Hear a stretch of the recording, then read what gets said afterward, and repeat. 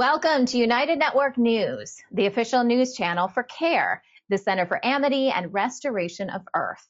I'm Senegal. At UNN, you get the real news. Through our field messengers, we show you the truth about what's really taking place in our communities. We also bring you stories to help you remember who you are and why you're here, as well as regional stories that impact the people. And our World Situation Report reveals what's happening throughout the multiverse. We are here to restore Earth. In the U.S., it is Friday, February 16th, 2024. In Australia, we're going down under, quite literally. Check out this retreat beneath the Earth's surface. We'll give you a quick tour of Coober Pedy, an opal mining town. And if you're planning an adventure in the outdoors, you may need one of these. We're going to the 2024 Florida RV Supershow to see some of the latest makes and models. In the new Earth, we're developing our telepathic skills. We've got some great tips to help you remember your amazing superhuman abilities. And take a look at this battery, which is actually powered by the Earth. This invention is more than a century old. This is Calen Gibb, Messenger for United Network News. Here's a look at today's Field Messenger reports from all around the world. Today we discover the wonders of Coober Pedy, an opal mining town in South Australia. UNN Field Messenger Calen, hang on a second, that's me, will show you a retreat beneath the Earth's surface, some of the gems from the local mines. This is Field Messenger Calen, reporting to you from Coober Pedy, South Australia. Here at Coober Pedy, it can reach temperatures as high as 40 degrees Celsius. That is why it is good to know some cool places to stay, such as Di's Dugout, an underground home. In this spacious home dugout, you will find it equipped with everything you need to keep cool and comfortable. With multiple bedrooms, bathrooms, and a kitchen, this dugout is the perfect place to stay traveling to Coober Pedy. I met Di on my travels here, found this dugout, and for the night I stayed, told her that it was the best night of sleep I've probably ever had. Dugout really was a place to call home, and it was a very enjoyable place to stay and keep cool from the heat above the ground. Thank you, Di. Also, here in Coober Pedy, you will find many different opal mines and stores. It was very interesting to learn about the history of the mining here, and to see all of the amazing tunnels and opals. There is so much to discover here at Coober Pedy, and I can definitely say I enjoyed my time here. This is an amazing place to visit in Australia, and I would recommend it to anyone who enjoys the desert heat or cool and comfortable underground homes. Thank you. I hope you all have an amazing day. This is Calen, Field Messenger, reporting for UNN. Next, we explore the latest trends in recreational vehicles at the 2024 Florida RV Supershow. UNN Field Messenger Diane shows us around, giving us an exclusive look at the newest designs, floor plans, and upgrades. Hi, good morning. This is Diane, Field Messenger for United Network News, reporting from Tampa, Florida. Today we're attending the 2024 Florida RV Supershow. So come on with me, let's go check out the vehicles and see what's new for this year. From the very small teardrop to the extra large fifth wheel towable travel trailers, to a slide-in camper for a pickup truck, to the Class B van, the Class C truck cab, and the Class A motorhomes, you can be sure that you will find an RV to suit your needs and your wants. You will have a variety of floor plans, lengths, and color schemes to choose from. The very popular rugged designed 4x4 RVs are made for off-the-grid camping, or as they call it, boondocking. More and more RVers are working remotely and travel full-time. It is nice to see that many of this year's new RV floor plans now include a designated workspace in their designs. Whatever your reason to experience an RV lifestyle, it is an excellent way to travel, see, and explore our beautiful country. And as a side note, many of our state and national parks have RV length restrictions, so keep that in mind as you search for your perfect RV. Thanks for joining me today. I hope you enjoyed what you saw and know that there's an RV out there for everyone. Thanks again for watching. Bye. We want you to become a UNN field messenger. These are everyday people just like you who want to make a difference in their community. You don't need any special training or equipment. Just use the camera on your mobile phone and show us what's happening in your area. You send us your videos and our production team will create the report for you. For ideas and inspiration, we encourage you to join our new Field Messenger group on Telegram. Our new website is now up and running, unitednetwork.earth. You can submit your Field Messenger reports directly through the Field Messenger tab at the top of the page. You can also email your reports to our new email address at fieldmessenger@unitednetwork.earth. Hey, I'm Kirsten from Switzerland. This is Wayne from Tucson. Hi, my name is Desmond from Ghana. I am Claudia from Dawsonville, Georgia. I'm Mikey from Pretoria, South Africa. Hi, I'm Steve McGrath, Fort McMurray, Alberta, Canada. People from all around the world are coming together. Happy day, beautiful world. We are here in a rather small urban garden, and this video is just to show you the joys that we've had in this garden with electric gardening. When news happens in their area, they show us what's really going on. We have people in the streets protesting for and against. At United Network News, our field messengers are changing the face of news. This is Field Messenger Helen reporting with nature, and I'm going to talk to you about the bees again. Take the next step in restoring our planet. Become a UNN Field Messenger today.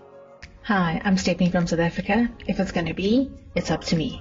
If it's going to be, it's up to me. It's up to me. It's up to me. It's up to me. It's up to me.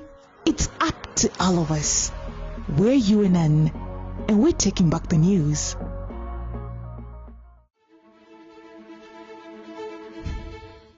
Did you know humans are naturally telepathic? In fact, most of the communication we experience happens without using any words. Telepathy takes that up a notch. If you can communicate images and ideas based on frequency, you eliminate many of the communication barriers we have today. Zenka Caro of LightNet helps people remember their amazing superhuman abilities through their online workshops and experiences. And today, Zenka has some simple tips to help us practice our telepathic skills. Today, we're talking about telepathy. And Zenka, when I think of telepathy, I think of the ability to communicate with other beings, people, without using words, but perhaps there's more to this. So how would you define telepathy? I think that's right. Yeah, it's where you tune into someone or a being or actually an object as well. Never knew until the LightNet courses that you can actually tune into an object. But you can do that, and it can transfer information, whether it's a thought or an idea, emotion, or a feeling. And, you know, in that experience, by the way, the woman in our team, it was a kids class, because kids are often very telepathic, and you don't realize it. You're like, well, I didn't say anything mean to this child, but if you're thinking it, they may be able to pick up on those thoughts, especially the kids that are being born today. So we were in this family class, and she said, well, look at this couch. And she said, why don't you ascertain like something about the year of this couch? Sure enough, we came up with 2 dates, and there was many people in this class, and everyone came up with the same 2 dates. And we said, okay, tell us about the couch. And the guy was like, we bought it in this year, and it was made probably around the second year. So we were able to tune in. So everything has information, whether you're talking about a company or a person or a child. Now, we teach telepathy because it's something that you want to develop your skill, and you go, oh, that's how I do it, or, oh, this is possible for everyone. And I'm going to give you a couple tips today so that you guys can start practicing this at home. Now, these are for Oracle J. She's our intuition coach. And one of the things she says is, so when you're in a crowd or a supermarket or wherever you might be, look at someone that's not looking at you and telepathically tell them to turn around. and see if they do it. And then just smile at them. Don't be like looking like, like I'm starting, like a lurker. Yeah. Right. And the second thing you can try is send to your boyfriend or your mom or whatever it is, something like, pick me up some milk at the store, or pick me up this, or something that you want them to do when they're not with you. And you'll know if they do it, that it worked. The other thing you can do is when you get a message ding or whatever on your phone, you can try to think of who it is. Now, one thing that I want to explain to all the viewers who are curious about developing this in themselves is, number one, there's senders and receivers. So when you do like telepathy, let's say you're going to do it with your friend or your boyfriend. One of the things you want to do is figure out who's sending and who's receiving. And you want to send the feeling of that thing. You want to send a lot of wrapped things about it, right? And it's good if you're going to start out, according to Oracle J, is to pick 5 flavors of a single thing. So if you're going to think about fruits, think about strawberries, apples, bananas, oranges, whatever, right? And then work with that to try to do it with the other person. Now, in remote viewing and in telepathy and things like that, working on dumb examples that don't mean anything often are not as psychically powerful as if you're trying to contact your mom because you just got into an accident, right? So you have to think about that as well, and don't judge yourself if you're not getting it on some kind of a silly assignment. So you can work with doing a little bit more passionate or emotional targets or things that you're sending, right? And yeah, when you receive, you can receive in a lot of ways. You may want to do it in a paper. You may want to write down a word, so just start developing that. And that when you get it right, think about, what did I do? What was I thinking? How did I feel, right? Was it my first guess or my second guess, etc. So a lot of fun. Okay. And how quickly can people pick up on this? Like in the classes and stuff, the experiences that you guys have, is it pretty quick? Do they do it in the first class, or obviously depends on the person? Yeah, it depends on how open-minded you are. But one of the things we have realized is that it doesn't take a lot of teaching. It takes a lot of doing. And so a lot of these classes, you're listening to some lecture or go on and on and on, and you're never practicing for yourself, because how you do it, Sunny, is different how I do it. So you really have to learn your body, to learn your senses. So we always do experiential because we think that that's the better way to teach. You learn through experiences. So yeah, I mean, we've had people remote view, do light language the first session, and it's often really hard the first session because you feel like, how could I possibly be doing this? But it's not your mind that knows, it's your body that knows. And I will add that, for those of you that are interested in galactics and things like that, we do know from all the literature, from all the research, government and outside of the research, is that advanced beings do communicate telepathically. And we're probably not there because we're still in Tourette's mode, where like if your thoughts were transmitted to everyone, it wouldn't always be a good thing because we're not as mature, we're not so mature quite yet. But it is something. So when you do CE5s or something like that, it's something to remember that telepathy is real, and you can practice it human to human, and you can also practice it in your other intentions. A team of researchers has recently developed a new type of battery that is powered by Earth. The idea behind this invention is more than a century old. This new battery, developed by a team at Northwestern University in Illinois, is about the size of a paperback book and can be easily plugged into the ground. Microbial fuel cells have been in existence since 1911. They work in a similar manner to regular batteries, but instead of obtaining electrical energy from chemical sources, they use bacteria to generate electricity. This technology has the potential to become a renewable and sustainable alternative to traditional batteries. It could have a significant impact on agriculture due to its use in sensors to measure the levels of moisture, nutrients, and pollutants in the soil. On average, the battery generates approximately 68 times more power than was required to operate the built-in sensors and transmit data. According to the research team, all the components required to build a ground-based battery are available at hardware stores. With the help of the study, anyone could recreate the battery themselves. Additionally, a completely biodegradable battery of the same kind is also being planned. Both concepts eliminate the need for complex supply chains and the use of conflict minerals. These batteries won't be used in electric vehicles, however. They are very practical for garden tools and outdoor activities where affordable and portable power is needed.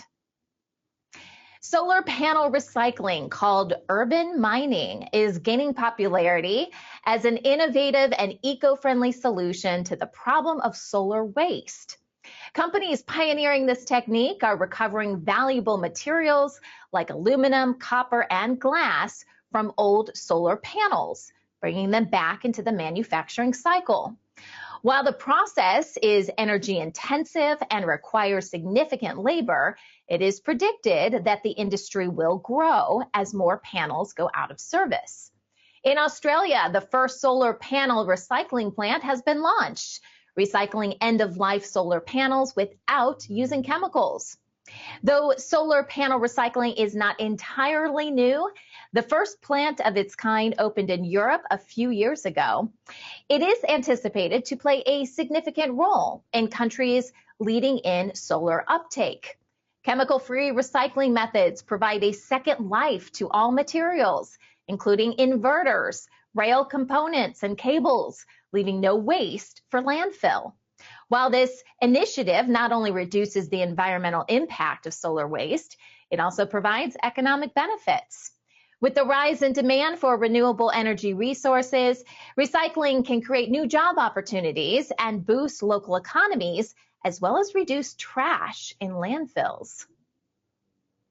A feather repository in Arizona is curbing the illegal hunting of protected birds and is helping sustain native cultures and traditions by providing a legal, cost-free source of non-eagle feathers for Native American ceremonial use.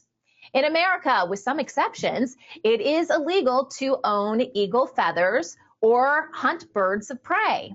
The repository was established in 2010 by an organization called Liberty Wildlife to set up a supply chain for legally sourced feathers of birds other than eagles. Native American traditions hold a deep reverence for animal symbolism, particularly the use of feathers. These serve as essential elements in religious costumes, ceremonies, and dances, and are also gifted to commemorate significant rites of passage, such as birth, marriage, healing, and death. The repository has assisted those reviving these practices, especially Native Americans disconnected from their ancestral lands that traditionally supplied the feathers. The vast majority of feathers are obtained from donations, with wildlife rehabilitators serving as the primary source. Other contributors include zoos, museums, vets, falconers, and individuals.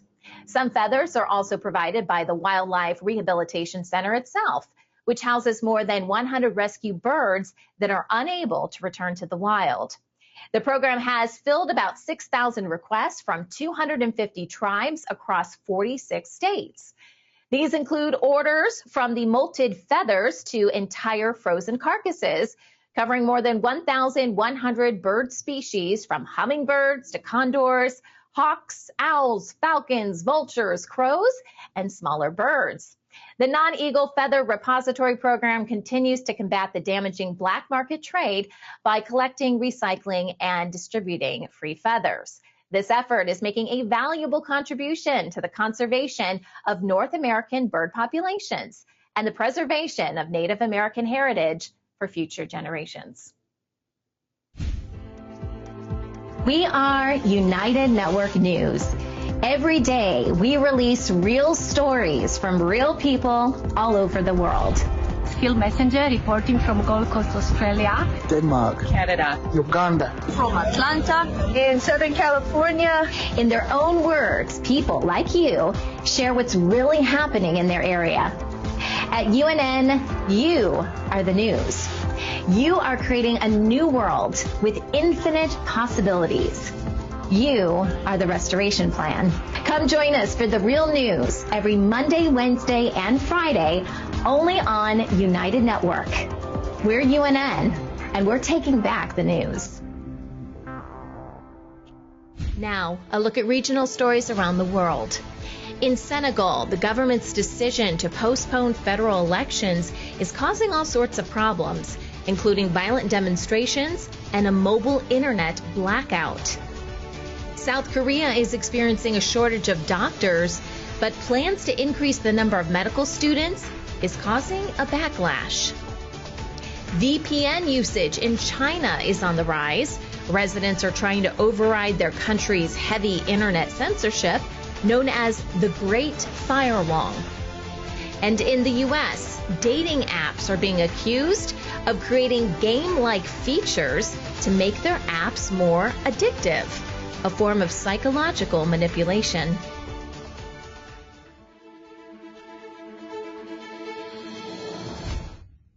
Unrest in Senegal has escalated following the government's decision to postpone the presidential elections originally slated for February 25th.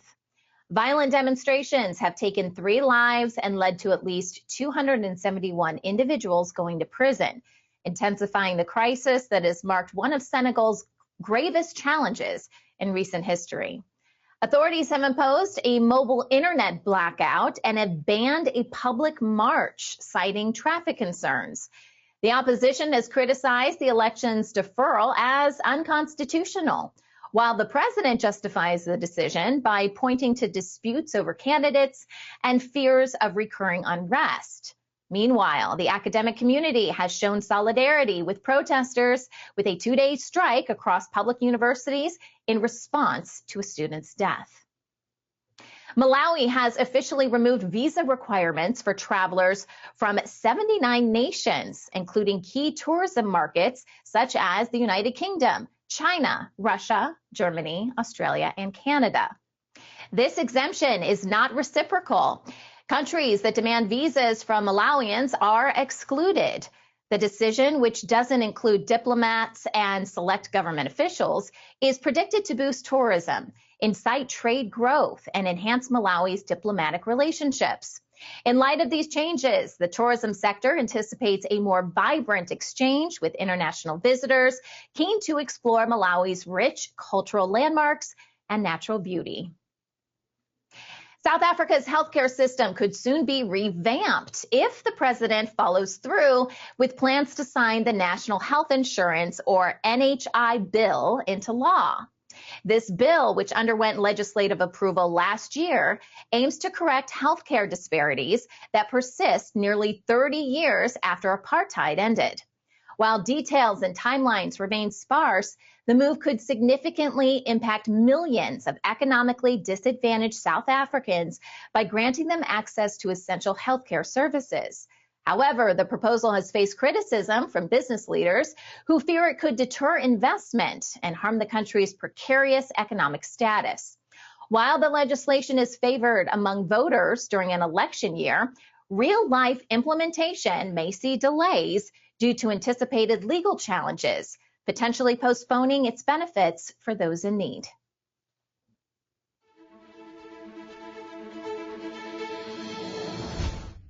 For the first time in decades, Japan has entered a recession, with its economy shrinking for the second consecutive quarter.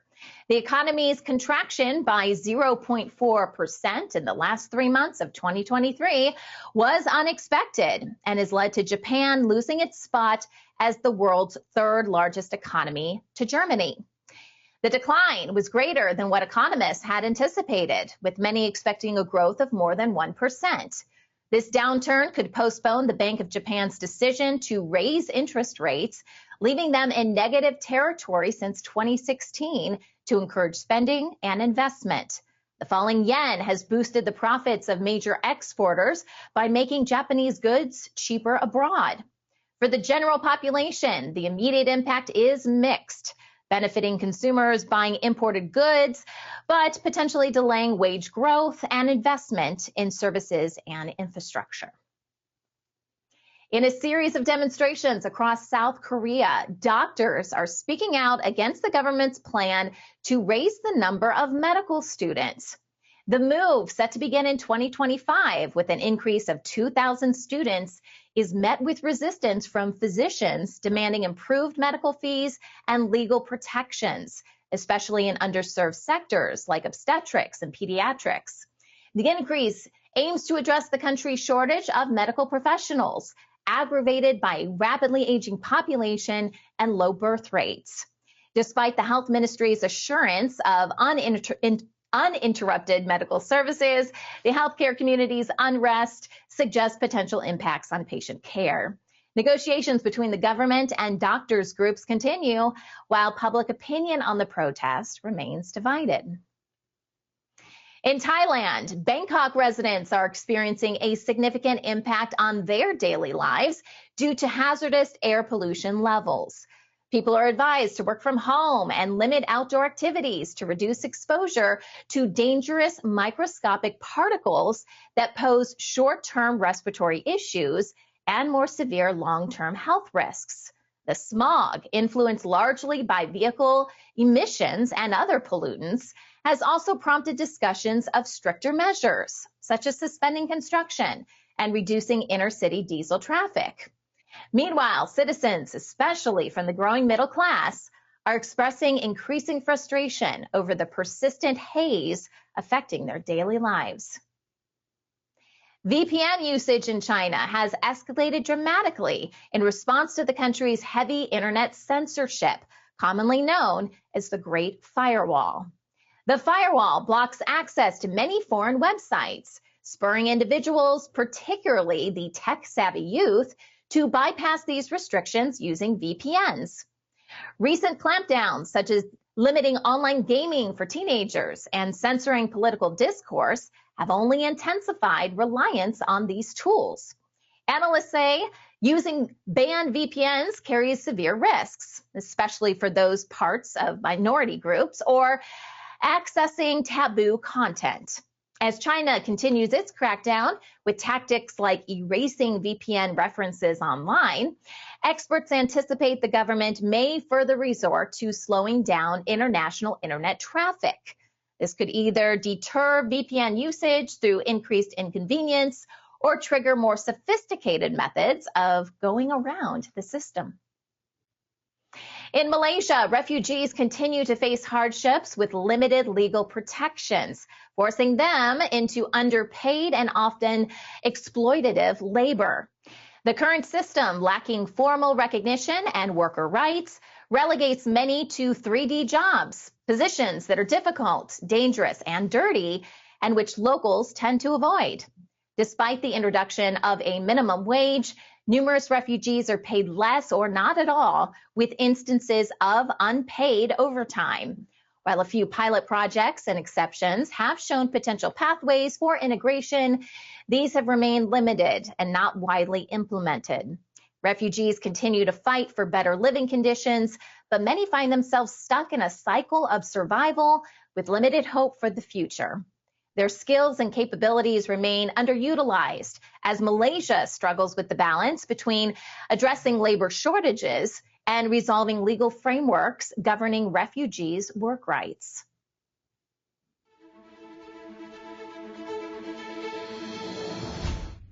More than 30,000 asylum seekers in the UK are at risk of deportation to Rwanda as the government seeks to implement its controversial migration strategy. These individuals who have arrived by unconventional means, such as via small boats, are currently on bail without their cases being reviewed as efforts to remove them from the country continue. Charities warn this policy leaves many asylum seekers out of contact with authorities, increasing their vulnerability to exploitation and trafficking. Criticism has mounted over the plan's impact on individuals seeking refuge from regions of conflict and its potential to cause distress amongst those seeking safety. The debate on how to classify the waiting list of 94,000 asylum claims, whether as a backlog or a queue, continues. Legal challenges have halted any removals to Rwanda, with the Supreme Court branding the policy unlawful. The capital of Luxembourg, a country in Western Europe, has enacted a controversial ban on begging in certain public areas, aiming to address what is called aggressive and organized begging. The prohibition stretches across shopping streets, public squares, and parks during daytime hours. Despite the government's assurances of continued support for the poor and homeless through social services, criticism has been loud and widespread. Residents and humanitarian organizations argue the measure is punitive and overlooks the underlying issues, like the housing crisis. Protests have emerged, voicing opposition and calling for constructive solutions. The ban's legality is under scrutiny, with the European Court of Human Rights having previously ruled against such sanctions.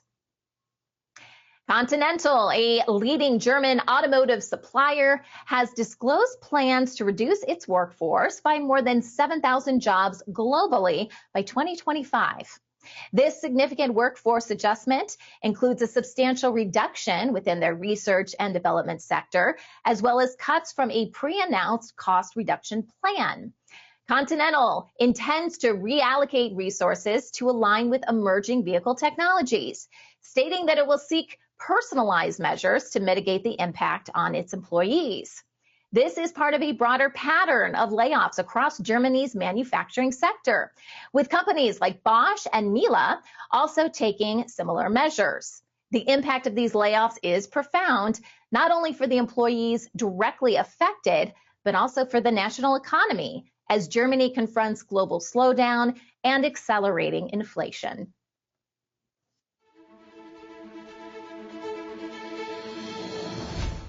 Australians experienced significant disruption to their banking services on Tuesday, as at least 6 banks encountered technical difficulties. Affected institutions included UBank, Bank Australia, Defence Bank, Beyond Bank, People's Choice, and PNN Bank, all of which acknowledged the issues on their websites. Customers found themselves unable to use their banking apps and conduct transactions, such as instant OSCO payments, leading to considerable inconvenience. Although UBank claimed that services were being restored by evening, all banks advised customers to be vigilant against duplicate transactions during this period. As of now, the major Big Four banks have not reported similar problems.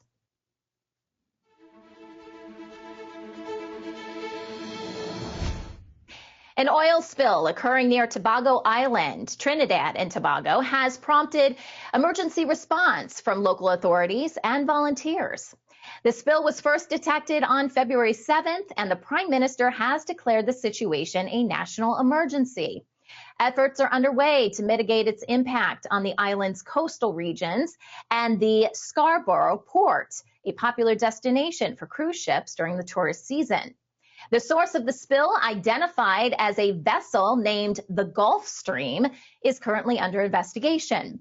Local authorities and energy companies are contributing equipment like remotely operated vehicles for ongoing cleanup operations. The impact on the community is being carefully monitored, with initial reports suggesting a relatively confined effect on wildlife. In Puerto Rico, tensions rise as a legal battle over mandatory mask wearing in the House of Representatives takes center stage. The controversy erupted when a legislator who rejected mask mandates was barred from a House meeting and sued, leading to a virtual shift in legislative operations until the end of February. This comes amid a surge of COVID-19 cases on the island. Public health confronts personal freedom as a controversial bill to scrap vaccination requirements for young school children is hotly debated. Medical experts and education leaders are stressing the importance of vaccinations for community health, while some parents and a supporting priest argue for personal choice over government mandates. A major trial is underway in El Salvador against 500 suspected gang leaders for a series of crimes spanning a decade. These individuals, some sought by foreign nationals, face charges including murder, abduction, and weapons smuggling. The trial, conducted virtually due to the multiple detention locations of the defendants, comes after a national state of emergency aimed at curbing crime. The government's aggressive anti-crime measure have gained voter approval, though they have sparked international concern over potential human rights violations, with tens of thousands arrested, occasionally lacking fair legal process. Only the high-ranking suspects are currently subject to this mass hearing, excluding the lesser-involved gang members. The outcome of this trial could significantly impact the affected communities, many of which have long been targeted by gang violence. Cisco Systems, a leader in internet connectivity, has announced the layoff of more than 4,000 employees, approximately 5% of its global workforce. Following suit after companies like Google and Amazon, Cisco is making these significant reductions despite its profitability. The company reported a slight decrease in earnings and revenue in the last fiscal quarter and cited an uncertain economic outlook for the upcoming months. These layoffs come just before Cisco's acquisition of Splunk, signaling a shift towards greater efficiency and a sharper focus on emerging technologies such as artificial intelligence or AI. While AI is paving the way for new growth opportunities, it also raises concerns about job security as it begins to handle more tasks traditionally done by humans.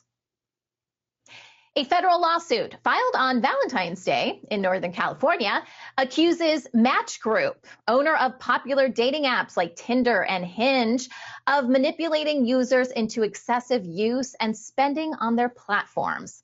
Allegedly, the company employs game-like addictive features to create a cycle where users are continually led to buy premium services, hoping to find romantic connections. These tactics are likened to psychological manipulation, drawing parallels to casino gambling.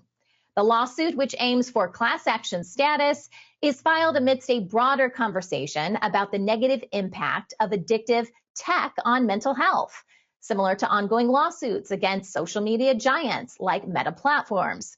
Match Group has yet to respond to these allegations. Want to share news from UNN? Help us change the face of social media and use it for good. Connect with us through our online channels. Our social media team creates clips from each newscast you can easily share with family and friends. That's also where you'll find our UNN Meme of the Day, which is a great way to encourage critical thinking. Links to all of our social media sites are available at the bottom of our website at unitednetwork.earth. Let's change the face of news together. We do not have a world situation report for you today, but we do have an update from Kim. Rumors are swirling about a Russian nuclear platform being launched this week that could be fired from the sky. Now, this information is incorrect. Also, the Falcon X, launched by Elon Musk, has been non-functioning for a few weeks. The Falcon X was tied to a new underground CIA base, which was supposed to be the equivalent of the old Secret Space Force DUMBs, or deep underground bases. This base originally extended from Austin, Texas to Houston, Texas, and was created by Elon Musk's Boring program. The billionaire tycoon, who also is vying for the position as head of the Order of the Black Sun, poured more than $10.8 billion personally into its construction. The base, however, was taken out in a battle by Ground Command 2 weeks ago, along with the equipment utilized by Elon and the Falcon X project. Due to the false Russian threat, the U.S. went to DEFCON 1 in a false trigger event, which occurred late last night, as ordered by the remaining secret space program operatives. NATO, Russia, and the U.S. military all participated in the event, which ended up in another failure to launch. What did occur early this morning, U.S. time, was a dead man's switch set up long ago by non-humans to avoid a total loss of all darkness during a light age.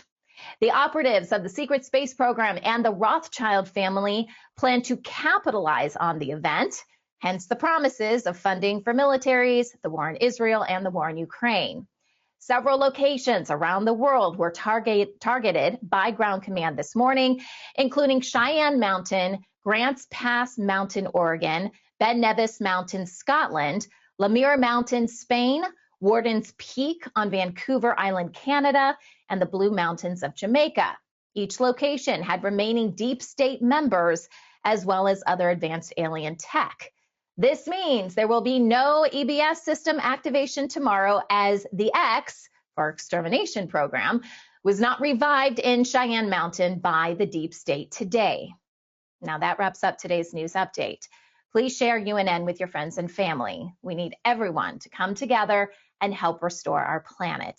When news happens in your area, record it with us and share it with us so we can help you share it with the world. Remember, if it's going to be, it's up to me.